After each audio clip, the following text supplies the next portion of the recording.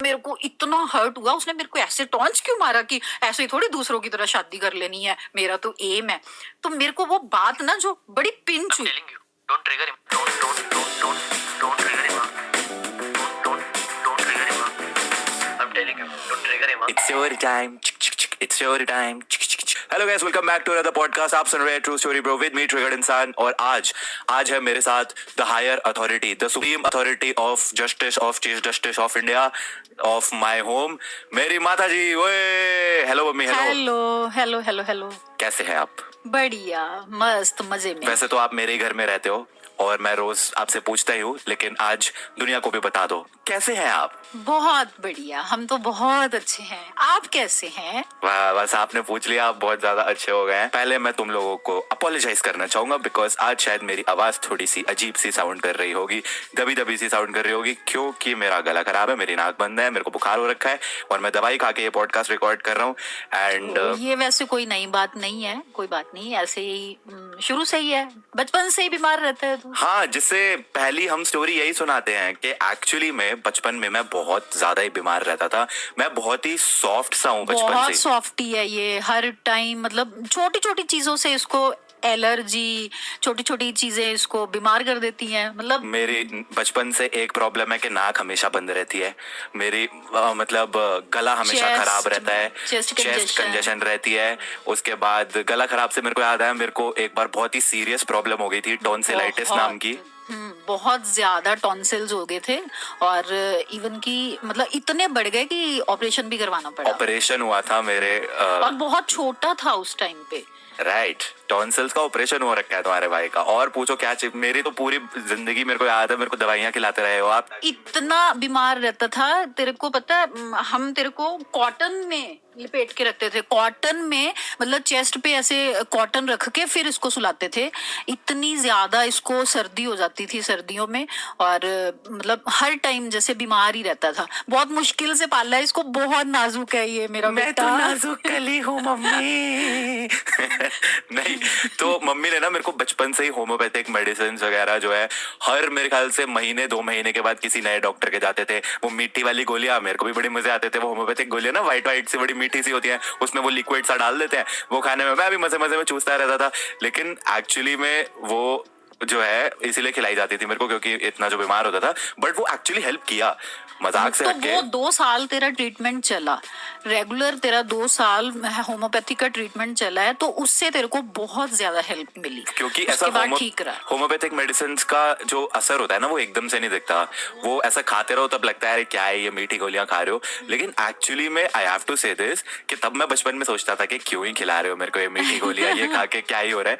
लेकिन वो जब जैसे जैसे बड़े हुए तो उसका इफेक्ट दिखा कि हाँ, मेरी एक्चुअली में वो जो इश्यूज। भी तो तू शौक से होता था ना यार, वो गोलियां मीठी इतनी होती है, मजेदार। अपने आप बोलता था, मम्मी वो गोली तो दे दो मेरे को।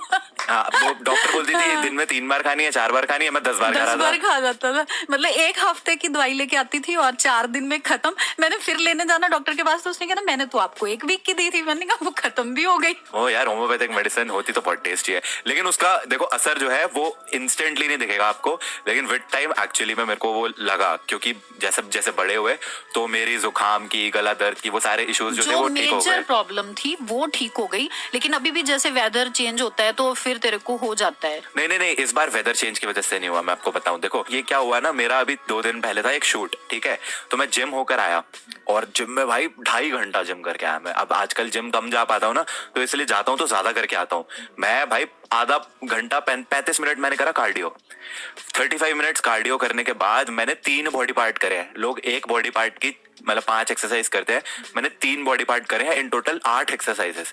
पागलों की तरह जिम करके आया हूं मैं, फुल एकदम थका हुआ। और उसके बाद मेरा शूट, अब शूट स्टार्ट होने से पहले मुझे बोला गया था ज्यादा से ज्यादा 3 से 4 घंटे का शूट होगा, जिसमें कुछ लाइंस हमें बोलनी है और वो लाइंस मतलब लिखी हुई है, मेरे को बस रीड आउट करनी है एक तरीके से। मैंने कहा ठीक है, और वो सारी की सारी लाइंस मम्मी एकदम टेक्निकल टर्म्स, ऐसा ना, मतलब i9 13 900K इंटेल कोर ब्ला ब्ला ब्ला ब्ला। मैं कसम से बता रहा हूँ कानों को हाथ लगा लिया। मैं इतना तो मैंने स्कूल में कॉलेज में कभी पढ़ाई नहीं करी जितना मेरे को ये स्क्रिप्ट याद करने के लिए पढ़ाई करनी पड़ गई। अरे वो तो जब आए हैं ना कि हमने शूट करनी है निश्चय के साथ, तो वो इतने जाने लोग और ऊपर से मेकअप आर्टिस्ट, मैंने कहा बस नोनू तो गया आज। सारा एक तो मेरे को ना मेकअप लगा देते हैं मेरे से भाई, मेरे फेस पे वो एलर्जी हो जाती है, मेरे को बर्दाश्त नहीं होता। ऊपर से मेरी आंखों के पास मेकअप लगता है, मेरी आंखों में इचिंग होती रहती है। ठीक है, अब मैं इतना थका हुआ मेकअप वेकअप लगा के, अब मेरे रूम में शूट होना था, अब पंखा और एसी भी नहीं चला सकते। एक तो एसी लगा हुआ है यहाँ पे विंडो एसी, तो विंडो एसी की गड़गड़ गड़गड़ गड़गड़ गड़ आवाज, और ऊपर से क्या कहते हैं पंखा तो वैसी आवाज करता है।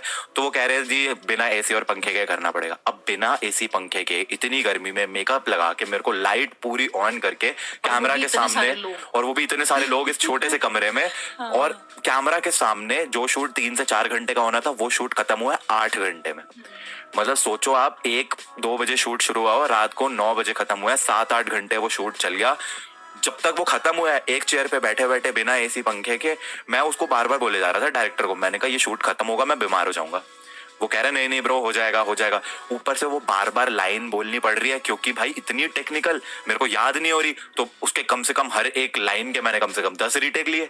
अरे याद करना कितना मुश्किल है, I9 13 900 के XYZ फलाना ढिमकाना ये वो, भाई वो भी इंग्लिश में तो वो बस बोल बोल के 6-8 घंटे के लिए कंटिन्यूअस जो मेरा गला छिला है। और गला मेरा उससे एक दिन पहले ऑलरेडी खराब हो गया था क्योंकि मैंने तले के ऊपर पानी पी लिया, तला वो खाया सॉल्ट एंड पेपर, और उसके प्याज लगी रही थी तो पानी पी लिया। उसी वक्त पानी पीते मेरे को लगा कि यार ये तो गलती कर दी, तला हुआ खा के मेरा तो हमेशा गला खराब होता है पानी पीने पे।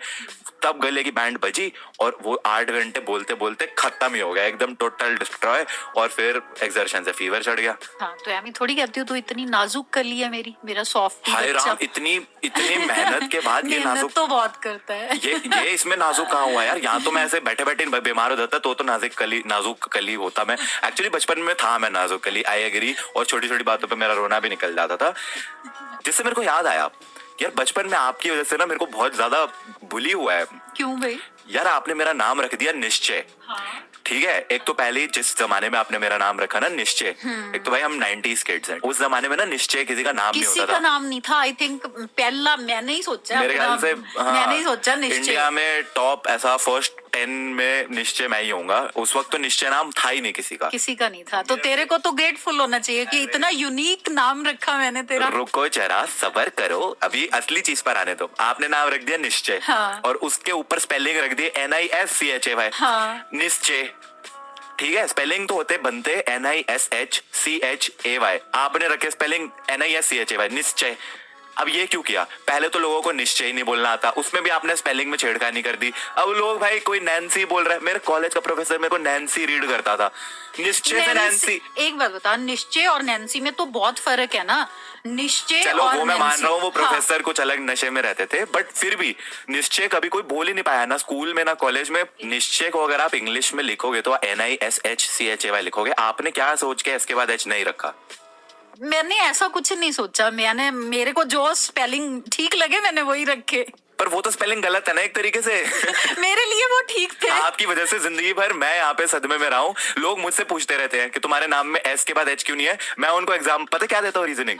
मैं रीजनिंग देता हूँ। नहीं, मैंने कहा मेरी मम्मी ने देखा S के बाद भी H आ रहा है, फिर C के बाद भी H आ रहा है, मम्मी ने बोला इतने H नहीं चाहिए नाम में, तो H हटा दिया। एक ही H रखना हमने। पर एक्चुअल रीजन क्या था ये तो पता ही नहीं चला ना, मेरे को भी नहीं पता। एक्चुअल कोई रीजन नहीं था, बस नाम रखने का रीजन है कि ये तो मतलब मेरी एक वो ईगो पे आ गई थी ना, मेरी ईगो हर्ट हुई थी, इसलिए मैंने तेरा नाम रखा निश्चय। ये स्टोरी तो मैं सुनना चाहूंगा, क्या ईगो हर्ट हुई थी? अच्छा बाय द वे, मम्मी ने S के बाद H इसलिए नहीं रखा था क्योंकि ऐसे ही सेक्सी लग रहा था। हाँ, मतलब मैंने शॉर्ट रखा, मैंने बहुत ज्यादा स्पेलिंग नहीं रखी। हाँ मम्मी पूरा 1 लेटर कम करके आपने काफी स्पेस बचा ली तो मेरा नाम आपने निश्चय रखा क्यों, पहले ये बताओ।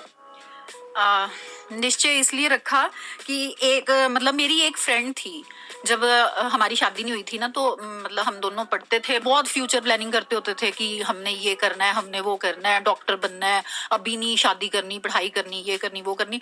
लेकिन मैं अफसोस डॉक्टर नहीं बन पाई और शादी कर ली मैंने। हाँ, मम्मी का बचपन का सपना था डॉक्टर बनने का और बड़े होके शादी कर ली। शादी क्या हो बात गई, है। हाँ। लेकिन नहीं गाइस, आज mummy is very soon going to be one of the biggest vloggers in India. ये Dimple Malan vlogs, shout out भाई, 2 million subscribers incoming, let's go. तो शादी कर ली और फिर प्रेरणा भी हो गई।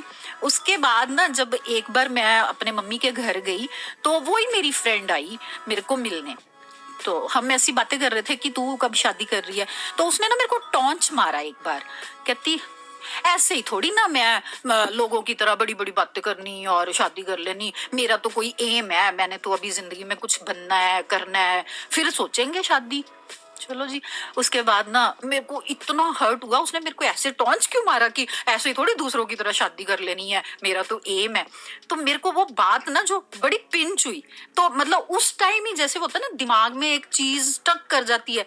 तो वो कहते हैं ना मैंने निर्णय कर लिया, वो निर्णय को मैंने निश्चय मतलब मैंने ये निश्चय करा कि इसको मैं ना जिंदगी में एक बार दिखाऊंगी जरूर कि मैंने अगर शादी करी है तो मैंने कोई गलत नहीं करा। मैं अपने बच्चों को मतलब इतना अच्छा वेल एजुकेटेड बनाऊंगी उनको ताकि दुनिया देखे। और टचवुड मेरा सपना वो पूरा हुआ। और जब निश्चय हुआ तो मैंने उसका नाम ऐसे, फिर मेरे दिमाग में था कि मैंने निश्चय ही रखना है। तो ये रीजन था निश्चय रखने का। कैसा लगता है आपको कि आजकल लोग आपको इतना देखने लग गए हैं? मेरे को बहुत प्राउड फील होता है, बहुत अच्छा लगता है कि चलो जो मैं अपनी जिंदगी में नहीं कर पाई ना, यही सोचा था कि जो मैं नहीं कर पाई वो मेरे बच्चे करेंगे आगे, और वही हुआ। टचवुड भगवान की दया से बच्चे अच्छे निकले, बच्चों ने खूब नाम कमाया। बच्चे अच्छे निकले, ये कैसे पता आपको? ये होता है ना, देखो पहले जब बच्चे छोटे होते हैं तो बच्चे अपने माँ बाप के नाम से जाने जाते हैं कि ये डिम्पल का बेटा है, ये विनय का बेटा है। तो पहले ऐसे बोलते थे कि ये तो छोटा बिन्नू है, बहुत डिट्टो विनय जैसा है।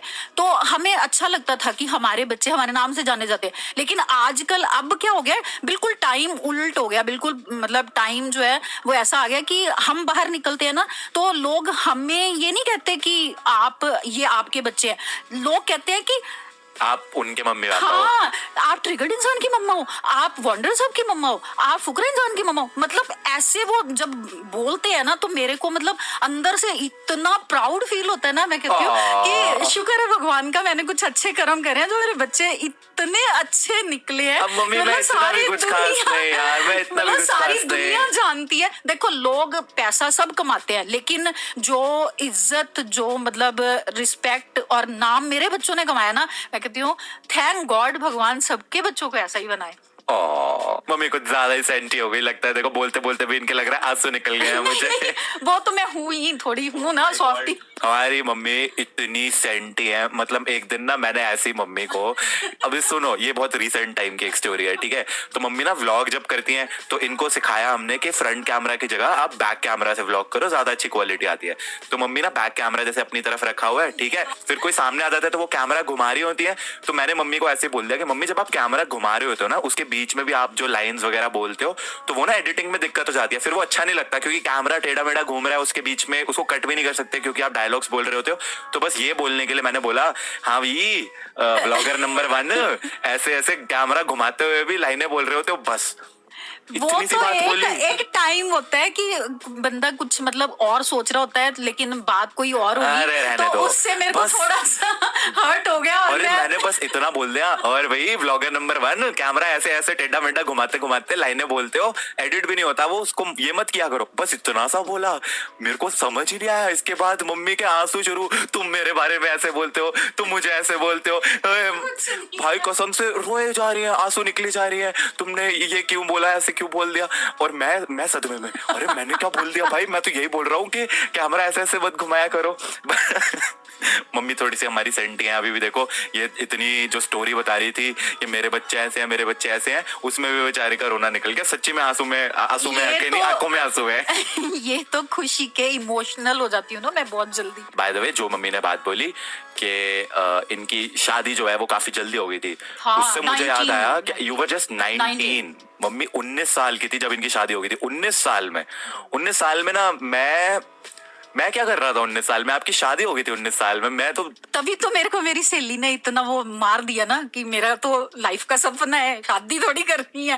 तो नहीं बट 19 एक्चुअली उस जमाने के हिसाब से नहीं, वैसे नहीं शायद उस वक्त हो जाती थी जल्दी। थी हाँ, मेरी सिस्टर की 20 साल में हो गई थी और मेरे डैडी ने मेरी 19 में ही कर दी। तो आपकी जो शादी हुई थी उसके पीछे की भी एक स्टोरी है। देखो मेरी मम्मी पापा की ना अरेंज मैरिज है, लेकिन ऐसा नहीं हुआ था कि इनकी शादी बहुत ऐसा आराम से हो गई थी। हाँ, पहले मम्मी पापा ने एक दूसरे को रिजेक्ट कर दिया था।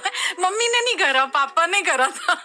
अच्छा जी, मलन साहब देख रहे हो, सिग्मा थग लाइफ भाई। तो पापा जी ने मम्मी को पहले रिजेक्ट कर दिया था कि मेरे को नहीं करनी, लेकिन फिर बाद में कर ली थी। तो क्या हुआ था एग्जैक्टली बताओ। मेरे जो डैडी थे ना, मेरे डैडी और तेरे पापा के जो दादाजी थे ना, मेरे परदादा और मम्मी के पापा यानी कि मेरे नाना। हाँ, तो वो ना मंदिर में मिले थे। उनकी आवाज बहुत अच्छी थी, डैडी मेरे भजन वजन गाते होते थे, तो वो दोनों वहां मिले। उन्होंने ना मेरे डैडी को अपना बेटा बना लिया, जबकि उनके ऑलरेडी 8 बेटे थे। 7 बेटे थे, 8वां मेरे परदादा के 7 बेटे थे बाय द वे। मतलब मेरे दादाजी जो हैं वो 7 ब्रदर्स थे, और फिर भी मेरे परदादा ने मम्मी के पिताजी को, मेरे नाना को वो बना लिया, अपना मुंह बोला बेटा बना लिया। हाँ, तो फिर हमारे पास ही रहने लगे। मतलब उनकी इतनी ज्यादा हो गई जान पहचान, हमारे घर में ही रहने लग गए। फिर जो उनके बेटे थे उनके साथ भी इतनी जान पहचान होगी, आना जाना, मतलब एक फैमिली जैसा माहौल हो गया। तो जब मैं मतलब 18 साल की थी तो मेरे डैडी ना लुधियाना गए लड़का देखने। किसी ने लड़का बताया होगा, तो लुधियाना का ही लड़का था, इंजीनियर था। तो डैडी कहते चलो ठीक है मैं देख आता हूँ। बस समझ गया, इंजीनियर था ना, बस समझ गया। तो दादाजी ने सॉरी नाना जी ने देखते ही रिजेक्ट कर दिया कि इंजीनियर है, नहीं चाहिए। देखते ही रिजेक्ट क्या कर दिया, कहते उसकी ना इतनी लंबी गर्दन है, ऐसे बगले जैसी इतनी लंबी गर्दन है। कहते मुझे तो पसंद ही नहीं आया, तो मैंने मना कर दिया। तो कहते अब मैं फ्री था तो मैंने सोचा चल बलदेव को मिल आता हूँ। बलदेव यानी कि चाचा जी, पापा के चाचा जी हैं, वो वहां रहते थे लुधियाना। तो डैडी ने सोचा कि चलो मैं उनको मिल आता हूँ, तो उनके पास चले गए, वहां बातें करने लग गए। तो चाचा जी ने पूछा कि आज तेरा आना कैसे हुआ लुधियाना। तो डैडी ने बताया कि मैं तो ना ऐसे डिम्पल के लिए लड़का देखने आया था, पर मेरे को तो वो पसंद ही नहीं आया। तो चाचा जी कहते ले तू बाहर क्यों जाना है, मैं घर पे ही है ना, दिल्ली वाला लड़का है अपने सुखदेव का, वो देख लो, बगल में छोरा शहर में ढिंडोरा। तो डैडी कहते हैं चलो ये तो बहुत अच्छी गल है। बाय द वे सुखदेव जो है वो मेरे दादाजी का नाम था। तो जो पापा के चाचा थे उन्होंने बोला कि जब घर पे ही है, मतलब पापा जो है वो फ्री है, बैचलर है, तो जाके उनसे मिल लो। तो डैडी ने बोला चलो ठीक है, तो मीटिंग अरेंज करवा दो। चाचा जी ने ना अपने ही घर पे लुधियाना, मतलब ये तो दिल्ली रहते थे, हम रहते थे अंबाला, और कहते सेंटर पॉइंट हो जाएगा लुधियाना, तो लुधियाना पे ही मीटिंग फिक्स कर लेते हैं। एक सेकंड, दिल्ली लुधियाना अंबाला, हाँ। सेंटर पॉइंट लुधियाना कैसे हुआ? हो गया, मतलब वो कहते कि मैं करवा रहा हूँ, मैं भी चोला हूँ, तो मेरे घर पे ही करवा लो। By the way guys, centre point तो बिल्कुल भी नहीं हुआ, वो तो एक्सटीरियर पॉइंट हो गया। सेंटर पॉइंट नहीं हुआ, मतलब मीटिंग पॉइंट उन्होंने वहां रख लिया। अच्छा जी। तो चलो जी, इधर से आगे मम्मी, मतलब मेरी सासू माँ, इधर से हम, मैं और मेरे डैडी और मेरे मम्मी, हम तीनों गए। इधर से मलन साहब और सिर्फ उनकी मम्मी वहां गए चाचा जी के घर। हम मिले, हमारी उन्होंने जो भी बात करवानी थी हमारी बात करवाई, और चलो हाँ हो गई। और जो चाचा जी थे ना, उनके बेटे ने हमारा फोटो सेशन करा। जो भी हमारी सेरेमनीज हुई वहीं पे ही ओके हुआ, और वहीं पे इन्होंने डिब्बे भी दे दिए कि फिक्स हो गया। और उन्होंने फोटो जो क्लिक करी ना, मतलब चलो ओके हो गया, सारे अपने अपने घर चले गए मीठा लेके। जब वो फोटोज आई और पापा ने फोटोज देखी तो कहते ये लड़की, मैंने कैसे हाँ कर दी, मेरे को तो ये लड़की पसंद ही नहीं है। वो जी चलो कैंसल हो गई। मलन साहब ने मना कर दिया शादी के लिए, कहते मेरे को तो ये लड़की नहीं पसंद। तो पापा ने पहले नशे में हाँ बोला था क्या? क्या मतलब कुछ ये तो सामने देख के लड़की ठीक लग रही थी, फोटो सेशन करवा लिया तब ठीक था, उसके बाद जब फोटोज आई, फोटो देख के रिजेक्ट करा के इसके लिए हाँ बोल दिया था। मैंने तो करनी नहीं शादी। एक सेकंड, ये लॉजिक सा नहीं बन रहा मेरे दिमाग में। पहले शक्ल देख के, IRL देख के ही वाज फाइन, फिर फोटोज देख के वाज लाइक नहीं ये नहीं चलेगी। ओके, तो जो डैडी थे, मतलब तेरे दादाजी थे, वो तो परेशान हो गए, कहते ये तो रिश्तेदारी है, मेरी तो बदनामी हो जाएगी, मैं मना कैसे करूं। तो कहते तूने पहले नहीं देखा था? कहते पता नहीं, मैं तो पता नहीं नशे च ही देख लिया हूं ना, मैनू तो कुड़ी पसंद ही नहीं, मैंने नहीं शादी करनी। चलो जी, उसके बाद तो इतना मतलब डैडी ने ना फिर हमारे घर फोन करा कि ऐसे ऐसे हम ना लड़की दोबारा देखना चाहते हैं। फिर अंबाला आए डैडी, मतलब मेरे जो ससुर थे, और मेरे देवर, दोनों जाने दोबारा देखने आए। उन्होंने देखा और फिर उन्होंने जाके एक फोटो भी मेरी लेके गए, मैंने वो स्पेशल स्टूडियो में जाके फोटो खिंचवाई कि अब ऐसी वैसी फोटो नहीं भेजनी, स्टूडियो में फोटो भिजवाई, स्टूडियो पे फोटो खिंचवा के वो भिजवाई। और फिर इन्होंने बोला कि नहीं लड़की तो बहुत सुंदर है। तो उसके बाद फाइनली मल्ला साहब ने हाँ कर दी। बेसिकली आपके लिए हाँ मेरे दादाजी और मेरे चाचू ने बोला है, मतलब पिताजी ने तो नो ही कर रखा था। वाह। फोटो देखी ना उन्होंने दोबारा, तो फिर जब हमारी शादी होनी थी ना, फिर बोला कि भाई अब पवन तू फोटो सेशन मत करी, नहीं तो कई शादी के बाद में भी फिर तलाक हो जाए तेरी फोटो देख के। मतलब मना होते होते हमारी शादी हो गई। मम्मी सोचो अगर पापा उस वक्त नहीं करते तो बेचारे कितने लॉस में रहते। इतने प्यारे बच्चे कहाँ से आते हैं? इतनी सुंदर मेरी मम्मी, कोई कैसे पिताजी ने ना कर दिया है। तो इतने प्यारे बच्चे कहाँ से आते हैं उनके? चलो थैंक्स टू दादाजी और चाचू जिन्होंने कन्विंस कर लिया, और वरना हम पैदा ही ना होते और ये पॉडकास्ट ना हो रहा होता, जो कि इंडिया का नंबर 1 पॉडकास्ट है bye the way, true story bro with ticket इंसान, एक्सक्लूसिवली ऑन स्पॉटिफाई। आपको पता है जिसपे 50,000 रेटिंग्स भी होने वाली है, और जिन्होंने नहीं करी है वो कर सकते हैं, उसको रेट कर सकते हैं, इसको 5 स्टार रेटिंग दे सकते हैं, जिसका हर वेडनेसडे को नया एपिसोड आता है। अगर मेरी तबीयत खराब ना हो तो होपफुली ये वाला एपिसोड भी जो है वो टाइम पे अपलोड हो जाए, एंड एक बस और आप लोगों को पसंद भी आए विद माताजी, एंड इसको भी नंबर 1 बना दो। इसको भी नंबर 1 बना सकते हो शेयर करके अपने फ्रेंड्स में। अच्छा एक लास्ट चीज और मेरे को पूछनी थी। सो बचपन में मैं ना बहुत ज्यादा गेम्स वगैरह खेला करता था, पूरा दिन बैठ के फीफा कभी खेलता रहता था, कभी GTA खेलता रहता था। तो तभी आपको कैसा लगता था? आपको इरिटेशन सी होती थी? क्योंकि एक हमने ना सिस्टम लगा रखा था ड्राइंग रूम में, और उस पे पूरा दिन 8-8 10-10 घंटे 11 घंटे बैठ के मैं बस फीफा खेले जा रहा हूँ। तो मेरा बच्चा ऐसा करता, मैं तो उसको घर से बाहर फेंक देता। नहीं, पर ये होता था ना कि तू अपना होमवर्क भी टाइमली कर लेता था। कभी ऐसा नहीं हुआ कि होमवर्क नहीं करा, या मतलब टीचर्स ने कोई, मतलब जब भी हम जाते थे अपना पेरेंट्स टीचर मीटिंग में, तो कभी कोई शिकायत ही नहीं करी टीचर्स ने हमेशा ही कहा कि ये बड़ा ही अच्छा बच्चा है। बस एक शिकायत करती थी, ये बहुत टॉकेटिव है। हाँ, और हमेशा गुड चिट मिलती होती थी, तो हमें और क्या चाहिए होता था। क्लास का टॉपर था ऊपर से। क्लास का टॉपर था, तो इसलिए मेरे को कभी भी ऐसा हुआ नहीं कि ये हर टाइम गेम्स क्यों खेलता रहता है। पर आपको ऐसा फील नहीं होता था कि यार क्या गेमिंग करता रहता है? उस टाइम पे ये होता था ना, 5-5 बच्चे थे हमारे घर पे, एक ही। हम जॉइंट फैमिली में रहते थे, तो 3 भाई बहन, मैं हो गए, 2 चाचू चाची के, तो 5 बच्चे थे। सारे बच्चे एक ही जगह पे इकट्ठे रहते थे, तो हल्ला नहीं होता था, शोर नहीं होता था ना, तुम अपना अलग खेलते रहते थे। तो मेरे को कोई वो पर आपने ऐसा कभी सोचा था कि ये पूरा दिन ऐसा बैठ के कंप्यूटर पे वेला गेम्स खेलता रहता है, एक दिन गेमिंग कोई करियर बना लेगा? ये कभी नहीं सोचा था। देखा, मैं बता रहा हूँ, मैं हमेशा से मल्टीटास्किंग ब्रिलियंट स्टूडेंट रहा हूँ यार, मल्टीटास्कर। तूने बहुत ज्यादा प्रैक्टिस करी थी ना गेम्स खेलने की, तो वही करियर बन गया तेरा अब। बचपन से मल्टीटास्कर और हर एक चीज में एक्सेल करने वाला बच्चा था मैं। मतलब अगर किसी चीज को करना है ना तो फुल डेडिकेशन के साथ एकदम परफेक्टली करना है। तो अब बेशक वो पढ़ाई हो, उसमें टॉप मारना है, गेम्स खेलना है, उसमें टॉप मारना है, फर्स्ट आना है, वैसा था। तो फिर बस टीचर्स ने कभी तेरी शिकायत नहीं करी थी, ये तो है। मम्मी की एक शिकायत रहती थी पीटीएम पे, लोगों की शिकायत रहती है कि हमारे बच्चे जो है पढ़ नहीं रहे, ये नहीं कर रहे। मम्मी की शिकायत होती थी पीटीएम में कि पीटीएम 2 मिनट में खत्म हो जाती थी।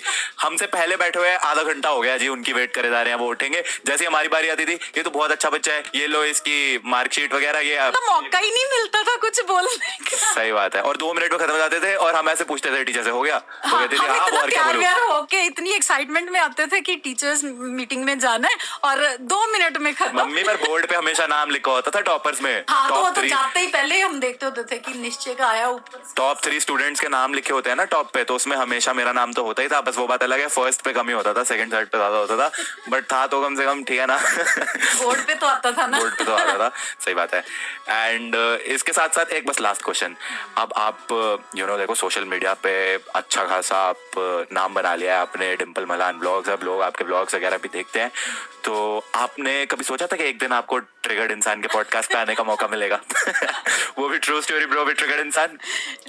ट्रिगर्ड इंसान के साथ बैठ बैठ के स्टोरी सुना सुना के ही तो मैं इतना आगे पहुंची हूँ।